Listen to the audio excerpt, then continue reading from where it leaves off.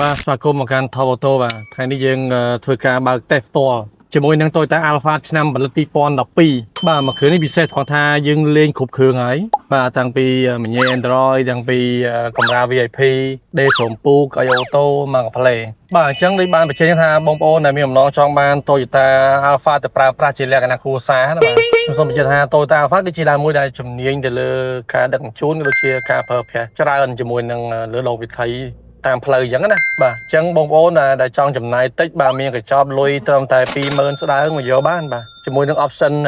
X មួយគ្រឿងនេះបាទហើយទទួលបានឡានពណ៌សស្លឹកពុនយកទៅគឺប្រើឈ្មោះបងប្អូនតែម្ដងបាទនៅលើ category ណាបាទហើយមិនបារម្ភថាឡាននឹងធ្លាប់មានប្រវត្តិចេញចោលទេបាទគឺយើងគឺជាម្ចាស់ទី1ស្រុកខ្មែរតែម្ដងបាទអញ្ចឹង Alphard គឺយើងជិះបានរហូតដល់7នាក់បាទមានស្អី3ជួរហើយរួមជាមួយនឹង